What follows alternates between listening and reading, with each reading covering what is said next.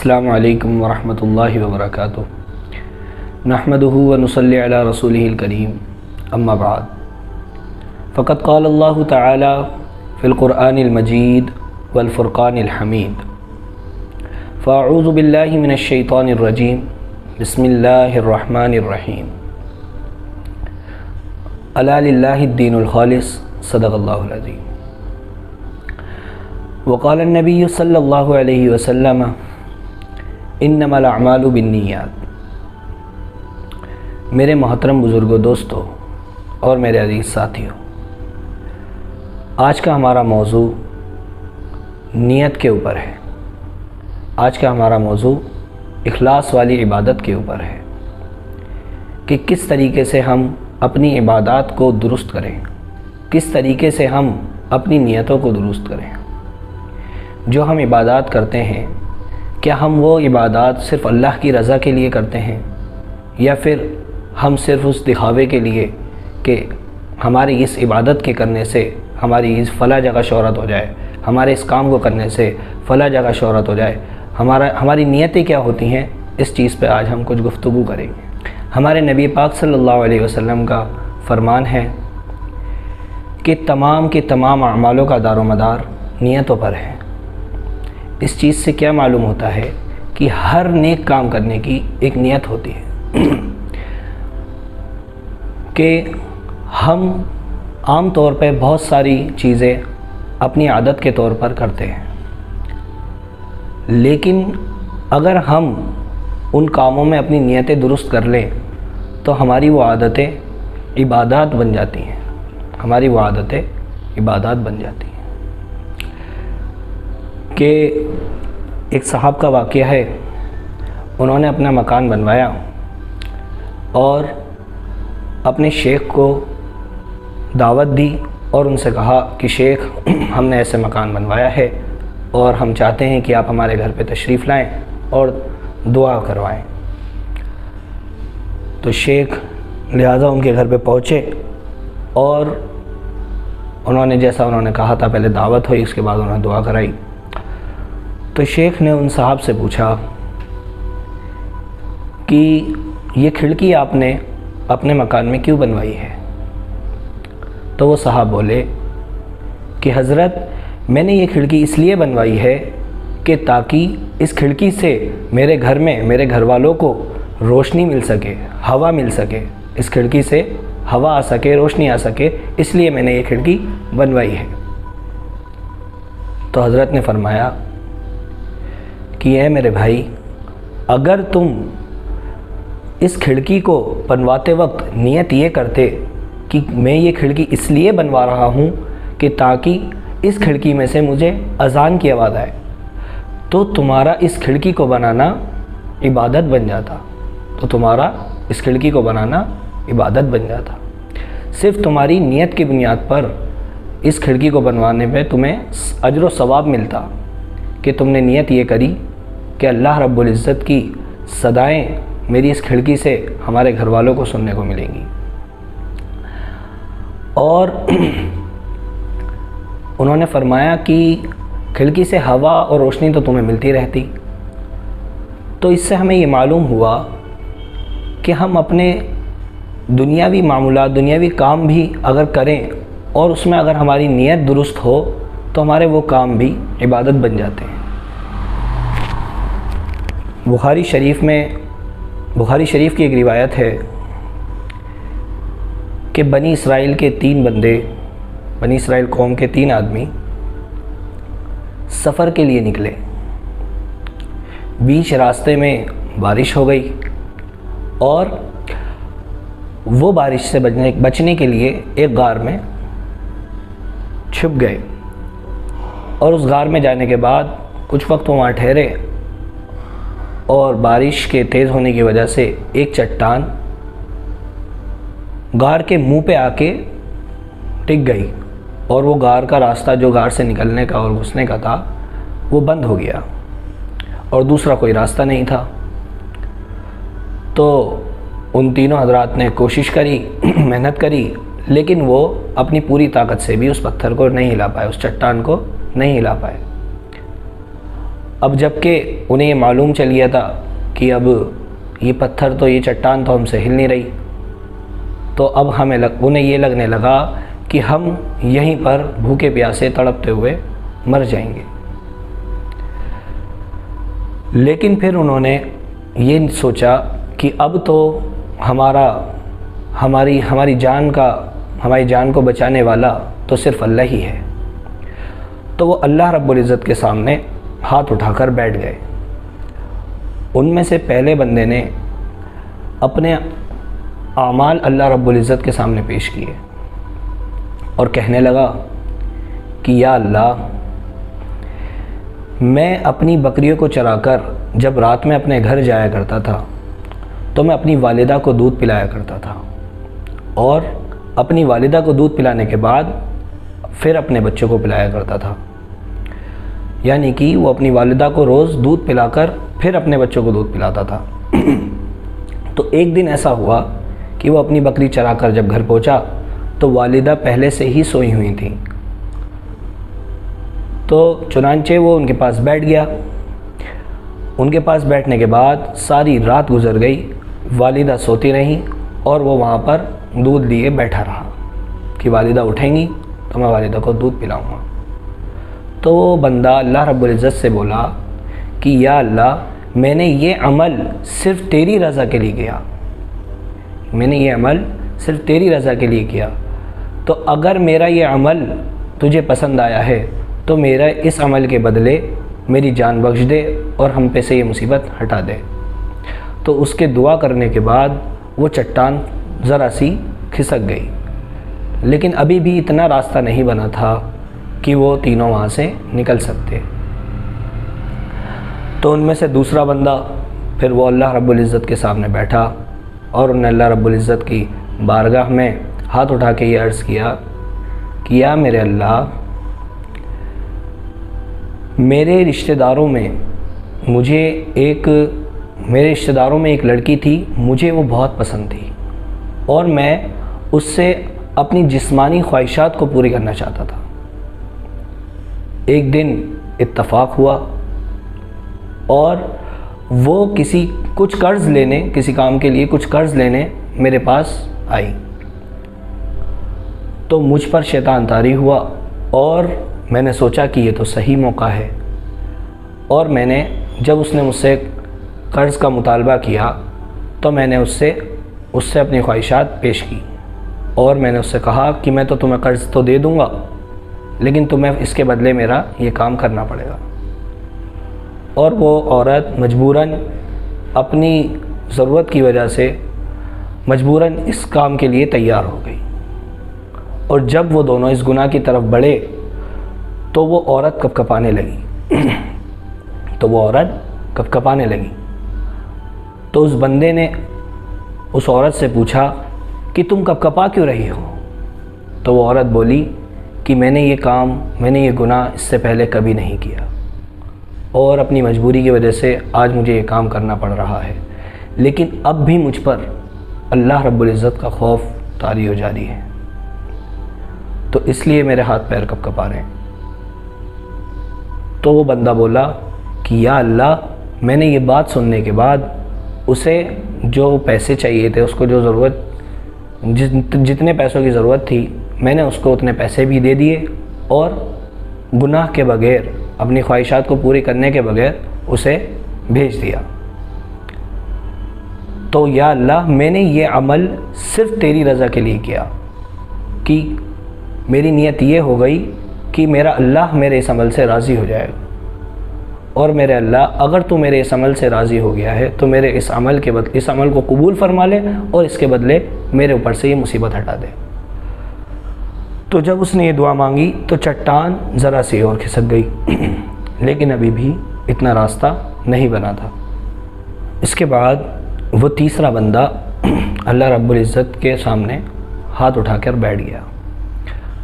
اور وہ اللہ رب العزت سے عرض کرنے لگا کہ یا اللہ، میرے پاس ایک مزدور کام کیا کرتا تھا، اور اس کے کچھ پیسے میرے ذمے تھے، اور وہ مزدور کسی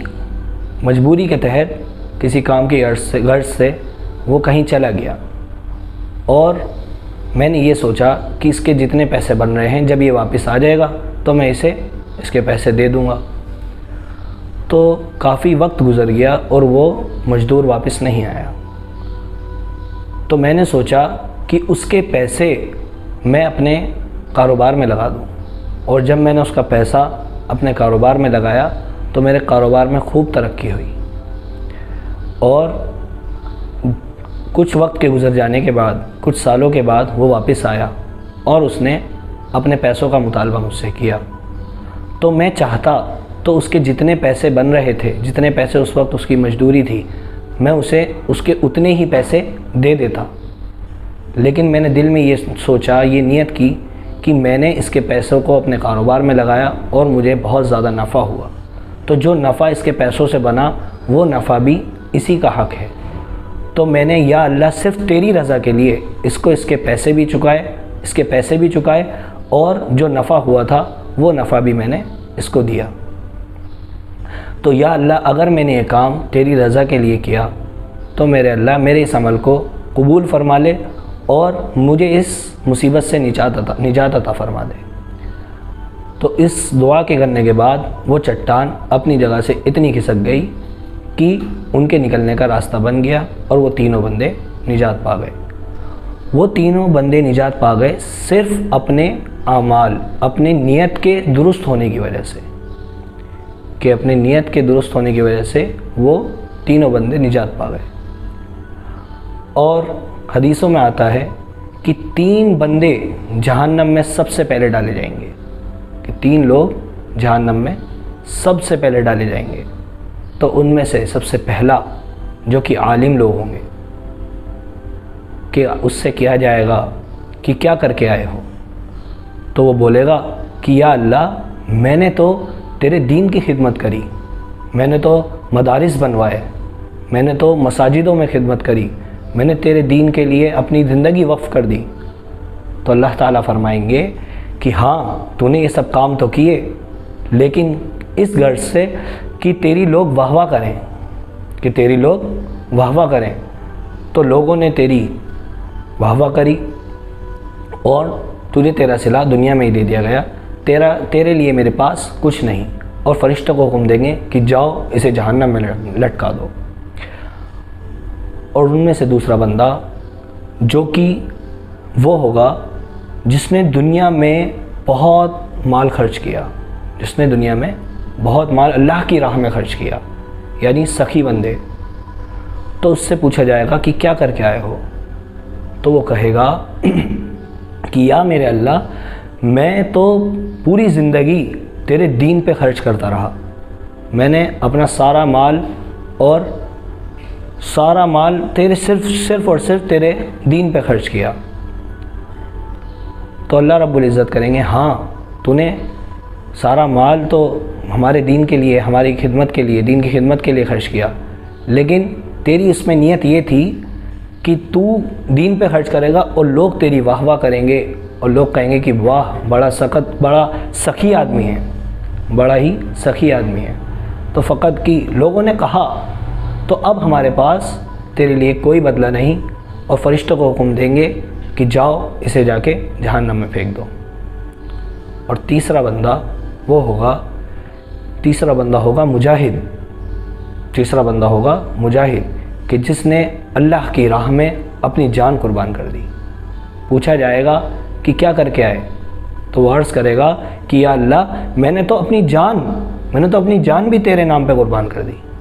تو اللہ رب العزت کہیں گے کہ ہاں تو نے جان تو ہمارے نام پہ قربان کر دی، لیکن تیری اس چیز میں نیت یہ تھی کہ تیرے اس دنیا سے جانے کے بعد لوگ تیری واہ واہ کریں گے کہ واہ کتنا بہادر بندہ تھا۔ تیری جان قربان کرنے سے پہلے یہ نیت تھی کہ میں اپنی جان اللہ کے نام پہ قربان کر دوں گا اور لوگ میری اس کے بعد واہ واہ کریں گے، اور ایسا ہی ہوا، لوگوں نے تیری واہ واہ کری، تو اب ہمارے پاس تیرے لیے کوئی اجر نہیں۔ تو فرشتوں کو اللہ تعالیٰ حکم دیں گے کہ جاؤ اور اسے بھی جہنم میں پھینکاؤ۔ تو 3 لوگ جہنم میں سب سے پہلے ڈالے جائیں گے، صرف اور صرف نیت کے خراب ہونے کی بنیاد پر، اور وہ 3 لوگ مشکل سے نجات پا گئے صرف اور صرف اپنی نیت کے درست ہونے پر۔ تو اس سے ہمیں معلوم چلتا ہے اللہ رب العزت کو ہمارے وہ اعمال پسند ہیں جو ہم بے حد اخلاص کے ساتھ کیے جائیں، جو ہم بے حد اخلاص کے ساتھ کریں۔ اللہ رب العزت کو ہمارے وہ اعمال پسند ہیں۔ الا للہ الدین الخالص، اللہ تعالیٰ کو خالص دین مطلوب ہے۔ تو اس چیز سے یہ معلوم چلتا ہے کہ اس چیز سے ہم یہ دیکھیں کہ ہم جو عبادات کرتے ہیں، ہم جو معمولات کرتے ہیں، اس میں کیا ہماری نیت یہ ہے کہ یہ سب ہم جو کچھ بھی کر رہے ہیں یہ صرف اللہ کی رضا کے لیے کر رہے ہیں، یا پھر ہماری نیت یہ ہے کہ ہمارے اس کام کو کرنے سے ہماری شہرت ہو جائے، ہماری واہ واہ ہو جائے۔ آج ہم دیکھیں کہ رمضان المبارک کا چاند نکلا، اور رمضان المبارک کے چاند نکلنے کے بعد ہماری نیتیں، ہمارے مسلمان بھائیوں کی، ہم مسلمانوں کی یہ حال ہوتے ہیں کہ مسجدیں چکا چک بھر جاتی ہیں، مسجدیں چکا چک بھر جاتی ہیں، کہ اتنی بھر جاتی ہیں کہ لوگوں کو روڈوں پہ نمازیں پڑھنی پڑتی ہیں۔ اور جیسے جیسے رمضان کے ایام ختم ہوتے جاتے ہیں، جیسے جیسے رمضان ہم سے رخصت ہوتا جاتا ہے، ویسے ویسے ہم دیکھتے ہیں کہ مسجدیں خالی ہو رہی ہیں، اور پھر ایک وقت ایسا آتا ہے کہ شوال کا چاند نظر آتا ہے، اور عید الفطر کی خوشیاں، اللہ رب العزت عید الفطر کی خوشیوں سے ہمیں نوازتا ہے، اور پھر اس کے بعد مسجدیں ایک دم خالی ہو جاتی ہیں، مسجدیں ایک دم ویران ہو جاتی ہیں، کہ جیسے کسی سنیما ہال پہ پکچر لگی ہوئی تھی، اور اس پکچر کے ختم ہونے کے بعد جب تک وہ پکچر رہی تو لوگ باغ بیٹھے رہے، اور اس پکچر کے ختم ہونے کے بعد سارے لوگ وہاں سے رفو چکر ہو گئے۔ تو یہاں ہماری نیت کیا ہوتی ہے؟ اس سے یہ چیز معلوم چلتی ہے کہ ہماری نیت صرف اور صرف یہ تھی کہ رمضان المبارک کے چاند نکلنے سے لے کر ہم شوال المکرم کے چاند تک عبادت کریں گے، اور اس کے بعد اپنی وہی زندگی گزاریں گے۔ تو اس سے ہم غور و فکر کریں اپنی عبادات پر، کہ رمضان المبارک میں جو ہم نے روزے رکھے، جو ہم نے قرآن کریم کی بہت ذوق و شوق سے تلاوت کری، اور جو ہم نے نمازیں پڑھیں، رات کا قیام کیا، تہجدیں پڑھیں، دن میں روزے رکھے، کیا اس میں ہماری نیتیں درست تھیں؟ اگر ہم شوال کے چاند کے بعد یہ سب کام چھوڑ دیں تو اس سے یہ معلوم چلتا ہے کہ ہم نے یہ صرف اور صرف اپنی واہ واہ کے لیے عبادت کری، اور اس میں ہمارے نیتیں بالکل بھی درست نہیں تھی، اور یہ عبادات ہم نے اللہ رب العزت کے لیے نہیں کری۔ کہ ہونا تو یہ چاہیے تھا کہ رمضان المبارک میں 30 دن لگاتار نمازیں پڑھنے کے بعد، 30 دن اللہ رب العزت کے لیے روزے رکھنے کے بعد ہمارے دلوں کا حال یہ ہوتا کہ ہماری اخلاص والی عبادت کرنے کے بعد ہمارے دلوں کا حال یہ ہوتا کہ ہم اپنی پوری زندگی اسی طرز عمل پہ لے آتے، اور عبادات کو ذوق و شوق سے کرتے، اور صرف اللہ رب العزت کی رضامندی کے لیے کیا کرتے۔ تو ہم بس یہی عرض کرنا چاہیں گے کہ اللہ رب العزت سے دعا ہے کہ اللہ رب العزت ہمیں اخلاص والی عبادت کرنے والا بنا دے، اور ہم جو بھی معاملات کریں وہ سب صرف اور صرف اللہ کی رضا کے لیے کریں۔ اللہ رب العزت کہنے سننے سے زیادہ عمل کی توفیق نصیب فرمائے۔ اور میرے دوستو، جیسا کہ آپ کو معلوم ہے کہ یہ ویڈیو کافی وقت بعد آ رہی ہے، بیچ میں پورا رمضان نکل گیا۔ اصل میں ہماری ٹیم الحمد آن لائن اسلامک کلاسز پوری اس وقت رمضان المبارک کے وقت بہت زیادہ مصروف تھی۔ ہمارے حافظ نعمان صاحب جو تراویح کے سنانے میں مصروف رہے، اور ان کے ساتھ ساتھ تراویح کے ساتھ ساتھ ان کے ایگزام بھی تھے، تو وہ بالکل بھی کلاسز کو وقت نہیں دے پائے، اور اسی وجہ سے ہماری کلاسز کی چھٹیاں بھی رہیں، اور دوسری چیز ہم ویڈیو بھی نہیں لا پائے اور نہ کوئی بیانات کر پائے۔ لیکن ہماری نیت یہی تھی رمضان المبارک سے پہلے کہ ہم رمضان المبارک میں انشاءاللہ 3 عشروں میں تینوں عشروں پہ ویڈیو لائیں گے۔ تو اللہ تو نیتوں کو قبول کرنے والا ہے، لیکن ہم وہ کام انجام نہیں دے پائے۔ دوسری طرف ہمارے حافظ نبیل صاحب وہ بھی تراویح کے سنانے میں مصروف رہے، اور ماشاءاللہ انہوں نے اپنا تراویح کی نماز میں مکمل قرآن کریم سنایا، تو وہ بھی اس چیز میں مصروف رہے، اور آخر کے دنوں میں ہماری کچھ مصروفیات رہیں، تو اسی وجہ سے شروع سے لے کے آخر رمضان تک ہم ویڈیو نہیں بنا پائے۔ تو اب یہ عید کے بعد ہماری پہلی ویڈیو ہے، تو اب انشاءاللہ اس کے بعد آپ کو ہماری ہر ہفتے انشاءاللہ ثم انشاءاللہ ایک کم سے کم ایک ویڈیو تو ضرور مل جائے گی۔ تو انشاءاللہ کوشش یہی رہے گی کہ ہر ہفتے ہم آپ کو ایک ویڈیو ضرور دیں۔ اور آپ سب سے گزارش یہ ہے کہ جب ایسا ہوتا ہے جب ایک چیز ترتیب وائز چلتی رہتی ہے تو اس میں مطلب اضافہ ہوتا رہتا ہے۔ اب کافی وقت بعد یہ ویڈیو آ رہی ہے، تو ہم آپ سے گزارش کرتے ہیں کہ ہمارے اس ویڈیو کو زیادہ سے زیادہ شیئر کریں اور لوگوں تک پہنچائیں، اور یہ بتائیں کہ ہمارے حافظ صاحب واپس آ چکے ہیں اور ویڈیو بترتیب انشاءاللہ اب آتی رہے گی۔ اور دوسری چیز یہ کہ جیسا کہ آپ کو معلوم ہے الحمد آن لائن اسلامک کلاسز رمضان میں بند رہی اور کوئی بھی کلاسز نہیں ہو پائی، تو عید کے چوتھے دن سے ہی ایک کلاس چالو ہو گئی تھی اور عید کے چھٹے دن سے دوسری کلاس چالو ہو گئی تھی۔ تو اب یہ چیز بھی آپ سبھی لوگوں کو بتائیں کہ کلاسز چالو ہیں اور داخلے بھی کھلے ہوئے ہیں، اور عورتوں کی کلاس بھی الحمدللہ رات کے 10 بجے عشاء کی نماز کے بعد کھانے سے فارغ ہونے کے بعد جو ہم نے وقت رکھا ہے رات کے 10 بجے عورتوں کے لیے وہ بھی چل رہا ہے۔ عالمہ کا بھی خصوصی طور پر انتظام ہے، تو آپ یہ بات بھی لوگوں کو زیادہ سے زیادہ شیئر کریں اور ہمارے یوٹیوب چینل کو سبسکرائب کریں اور انسٹاگرام پہ ہمیں فالو کریں، فیس بک پیج کو ہمارے فالو کریں، اور اسی طریقے سے ہمارے ساتھ جڑے رہیں اور ہم سب کے لیے دعا کرتے رہیں۔ اللہ رب العزت سے دعا ہے کہ اللہ رب العزت ہم سب کو کہنے سننے سے کہیں زیادہ عمل کی توفیق نصیب فرمائے۔ آمین۔ وآخر دعوانا ان الحمد للہ رب العالمین۔